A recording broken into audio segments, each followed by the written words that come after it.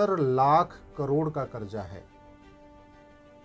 1-2 लाख का नहीं, 70 लाख करोड़ का। और कैसे? आंध्र प्रदेश के ऊपर 4 लाख करोड़ का कर्जा है। मूल कारण भ्रष्टाचार, मुफ्तखोरी। बंगाल के ऊपर 5,62,000 करोड़ का कर्जा है। मूल कारण भ्रष्टाचार, जनसंख्या विस्फोट, मुफ्तखोरी। उत्तर प्रदेश के ऊपर 6,53,000 करोड़ का कर्जा है। मूल कारण भ्रष्टाचार, जनसंख्या विस्फोट, मुफ्तखोरी। तेलंगाना के ऊपर 3,12,000 करोड़ का कर्जा है। मूल कारण भ्रष्टाचार, मुफ्तखोरी। तमिलनाडु के ऊपर 6,59,000 करोड़ का कर्जा है। मूल कारण भ्रष्टाचार, मुफ्तखोरी। राजस्थान के ऊपर 4,77,000 करोड़ का कर्जा है। मूल कारण भ्रष्टाचार, मुफ्तखोरी। पंजाब के ऊपर 2,83,000 करोड़ का कर्जा है। मूल कारण भ्रष्टाचार और मुफ्तखोरी। महाराष्ट्र के ऊपर 6,08,000 करोड़ का कर्जा है। 6,08,000 करोड़ का। मूल कारण भ्रष्टाचार, मुफ्तखोरी। मध्य प्रदेश के ऊपर 3,17,000 करोड़ का कर्जा है। केरल के ऊपर 3,35,000 करोड़ का कर्जा है। कर्नाटक के ऊपर 4,61,000 करोड़ का कर्जा है। हरियाणा के ऊपर 2,69,000 का करोड़ का कर्जा है। गुजरात के ऊपर 4,02,000 करोड़ का कर्जा है। बिहार के ऊपर 2,46,000 करोड़ का कर्जा है। और इन सब का मूल कारण क्या है? भ्रष्टाचार, जनसंख्या विस्फोट, मुफ्तखोरी। भ्रष्टाचार का मूल कारण क्या है? कानून नहीं है। कानून है तो घटिया है। भारत की पूरी सरकार अगर आप देखें तो इनडायरेक्टली पॉलिटिकल पार्टियां कंट्रोल करती हैं। पॉलिटिकल पार्टी तय करती है कौन प्रधानमंत्री बनेगा, कौन मंत्री बनेगा, कौन कैबिनेट मिनिस्टर बनेगा, कौन मुख्यमंत्री बनेगा, कौन राष्ट्रपति बनेगा, कौन राज्यपाल बनेगा। लेकिन पॉलिटिकल पार्टियों को गवर्न करने के लिए कोई कानून नहीं है। 1951 का जो कानून है, 1951 का रिप्रेजेंटेशन ऑफ पीपल एक्ट, उसमें केवल पॉलिटिकल पार्टियों के रजिस्ट्रेशन का क्या प्रोसेस होगा वो लिखा हुआ है। पॉलिटिकल पार्टियां कैसे फंक्शन करेंगी, कैसे फंडिंग होगी, कैसे चंदा लेंगी, उनका मैनिफेस्टो कैसे डिजाइन करेंगी, वो क्या वादे करेंगी, क्या नहीं वादे करेंगी, ऐसा कहीं नहीं लिखा हुआ। तो इसलिए जो पहली ड्यूटी थी पार्लियामेंट की वो ये थी कि सबसे पहले हम रोल्स रिस्पॉन्सिबिलिटीज पॉलिटिकल पार्टियों की डिफाइन करें। चपरासी और क्लर्क का रोल्स और रिस्पॉन्सिबिलिटीज डिफाइन है।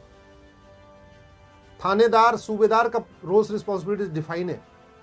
लेकिन सांसद और विधायक की रोल्स रिस्पॉन्सिबिलिटीज डिफाइन नहीं है। और सांसद विधायक तो छोड़िए, जो पूरा गवर्नेंस कंट्रोल करने वाली पॉलिटिकल पार्टी है उसकी भी रोल्स रिस्पॉन्सिबिलिटी डिफाइन नहीं है। इसलिए वो अनकंट्रोल्ड है। कोई कुछ भी वादे करता जा रहा है।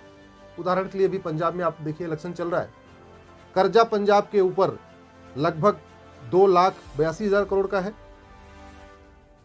और इसके बावजूद 2,83,000 करोड़ का है पंजाब के ऊपर। इसके बावजूद आम आदमी पार्टी कह रही है हम हर महीने 1,000 रुपए देंगे, कांग्रेस कह रही है हम हर महीने 2,000 रुपए देंगे।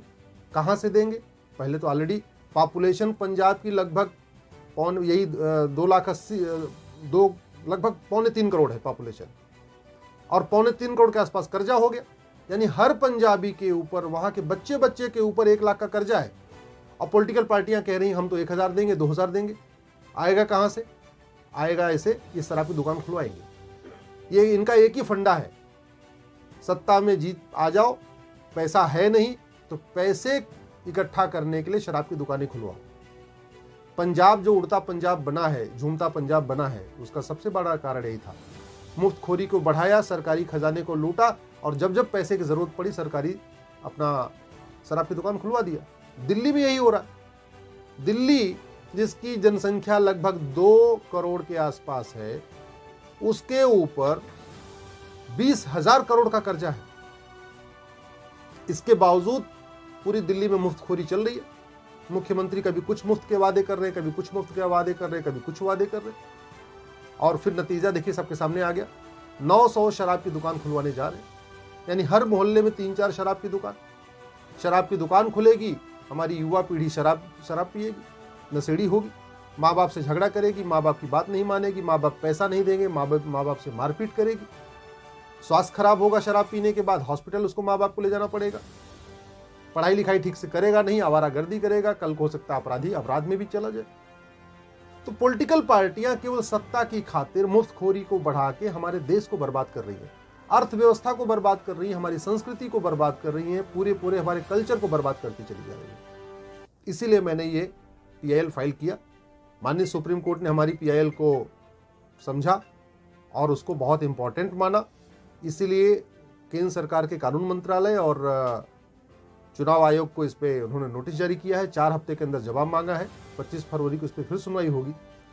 हमारा ये कहना है कि पॉलिटिकल पार्टी के पास चुनाव चिन्ह देने की पावर है, तो ये इंप्लाइड है, एक इनहेरेंट पावर होती है ये हमेशा से कि जिसके पास जो कुछ देने की पावर होती है उसके पास वो लेने की भी पावर होती है।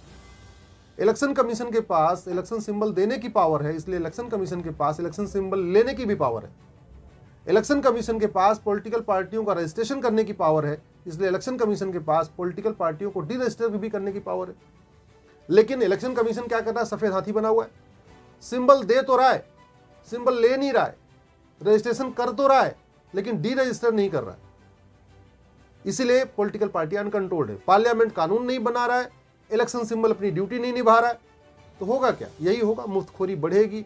मुफ्तखोरी के साथ साथ पॉलिटिकल पार्टियां अपराध को बढ़ा रही हैं, ऐसे ऐसे लोगों को टिकट दे रही हैं जिनके खिलाफ gangster act, rape, murder, attempt to murder, extortion, फिरौती, डकैती, ऐसे मामलों में केवल FIR नहीं हुई है, केवल चार्जशीट फाइल नहीं हुई है, बल्कि चार्जेस फ्रेम हो गए हैं। क्रिमिनल ज्यूरिस्प्रूडेंस में 5 स्टेज होती है। पहली स्टेज कंप्लेन, चलो भाई ठीक है, मान लिया कंप्लेन झूठी है। दूसरी स्टेज FIR, चलो मान लिया कि पुलिस ने प्रेशर में आके FIR दर्ज कर दिया। तीसरी स्टेज चार्जशीट फाइल होती है, चलो ये भी मान लिया कि सत्ता के दबाव में पुलिस ने चार्जशीट भी फाइल कर दिया।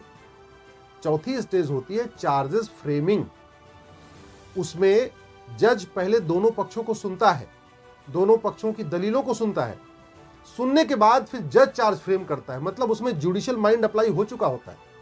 चार्जशीट फाइल करने में जुडिशियल माइंड अप्लाई नहीं है, चार्जशीट फाइल तो पुलिस करती है, लेकिन जो चार्जेस फ्रेम होते हैं उसमें जुडिशियल माइंड अप्लाई हो चुका होता है, जज दोनों पक्षों को सुन चुका होता है। इसलिए कई बार ऐसा भी होता है कि पता चला पुलिस कह रही है कि भाई आपको 5 धाराओं में आपके ऊपर चार्जशीट फाइल हम 5 चलना चाहिए, लेकिन जज ने अपना जुडिशियल माइंड अप्लाई किया, उसमें 3 धारा निकाल दिया। कई बार ऐसा भी होता है कि पुलिस ने चार्जशीट में वो धारा नहीं लगाई जो लगनी चाहिए थी, तो कोर्ट के पास पावर होती है अपना जुडिशियल माइंड अप्लाई करके कहता नहीं जी आपने ये धारा तो लगाई नहीं। न्यूज़ 24 पब्लिक लाइव चैनल को सब्सक्राइब, लाइक और शेयर करें।